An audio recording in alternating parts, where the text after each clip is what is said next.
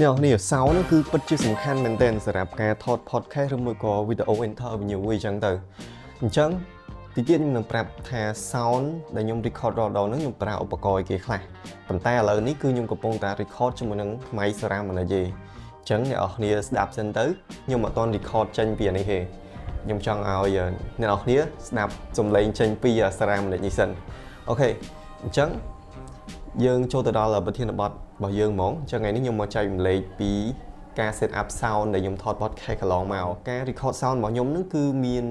4សម្រាប់ឧបករណ៍ដែលខ្ញុំប្រើប្រាស់តែប៉ុន្តែជាក់ស្ដែងវាមានតែ2ទេអ្នកនរគ្នាមានតែ sound card ហើយនិង mic ហ្នឹងទេប៉ុន្តែគ្រាន់ថាដើម្បីឲ្យយើងបាន sound នឹងមកប្រើប្រាស់បានអញ្ចឹងណាយើងត្រូវការ record វាមកអញ្ចឹងគឺខ្ញុំត្រូវការឧបករណ៍ជំនួយ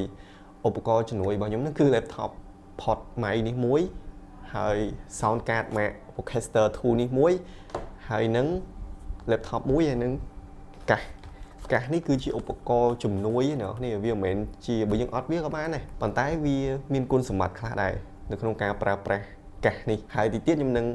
ប្រាប់ថាកាសហ្នឹងវាមានគុណសម្បត្តិមិនខ្លះជួយដល់ខ្ញុំអញ្ចឹងណាខ្សែរបស់វាគឺជាប្រភេទខ្សែ XLR វាមាន2 channel តែខ្ញុំដាក់ថាមួយ channel ទេដើម្បីឲ្យអ្នកនរគ្នាបានស្ដាប់អញ្ចឹងណាថាគុណភាពសំឡេងរបស់វាមិនដែរហើយមិនបានខ្ញុំប្រើប្រាស់វាអញ្ចឹងទៅអូខេអញ្ចឹងយើងដាក់វាមកអញ្ចឹង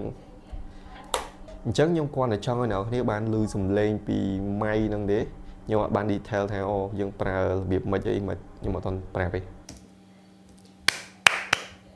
សួស្តីអ្នកនរគ្នា1 2 3អូខេឥឡូវនេះខ្ញុំបាន record សំឡេងហើយពី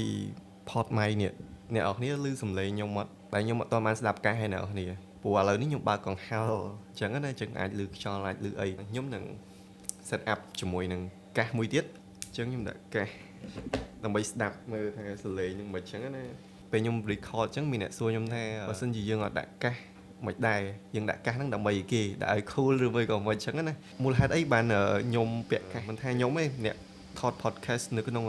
YouTube ឬមួយក៏កម្មវិធីធំអីអញ្ចឹងណាគាត់តែងតែពាក់កាសដើម្បីអីទី1ចេះខ្ញុំអត់ដឹងទេថាសលេងខ្ញុំប៉ុណ្ណាកម្រិតណាអញ្ចឹងខ្ញុំស្ដាប់កាសមកវាប្រៀបដូចជាខ្ញុំជាអ្នកស្ដាប់ផងហើយខ្ញុំក៏ជាអ្នកកំពុងតែនិយាយផងអញ្ចឹងឥឡូវខ្ញុំទៅបិទកង្ហារសិនដោយសារវាមានសលេងខ្យល់អីចឹងណាពេល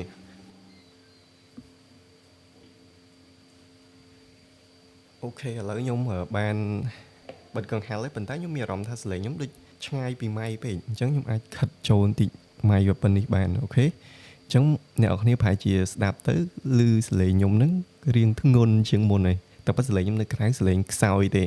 តែពេលខ្ញុំបាន record ជាមួយនឹង pod mic នេះទៅវាធ្វើឲ្យសលេងខ្ញុំរៀងធ្ងន់ហើយអីដែលខ្ញុំកំពុងតែស្ដាប់ឮខ្លួនឯងកំពុងតែនិយាយនេះគឺមានរំខានជាមួយនឹងខ្យល់នៅជុំវិញក្នុងបន្ទប់ខ្ញុំអញ្ចឹងណាអញ្ចឹង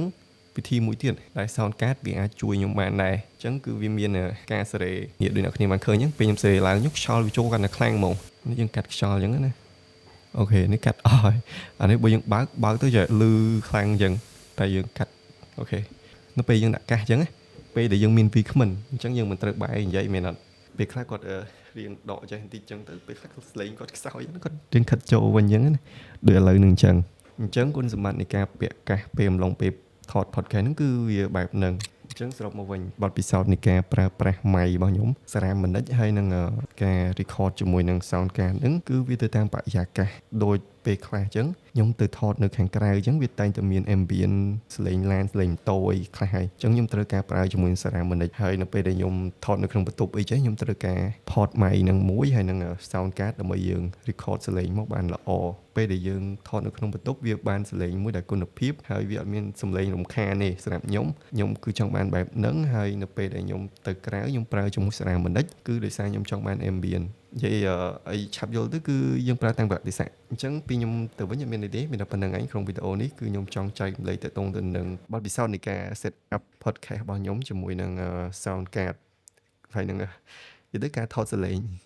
ជាមួយនឹងការថត podcast របស់ខ្ញុំបាទអញ្ចឹង so យើងជម្រាបលាអ្នកនរហើយជួបគ្នានៅវីដេអូក្រោយបើសិនជាខ្ញុំមានអីដែលថ្មីខ្ញុំនឹងចែករំលែកទៅកាន់អ្នកនរទៀត yeah so bye bye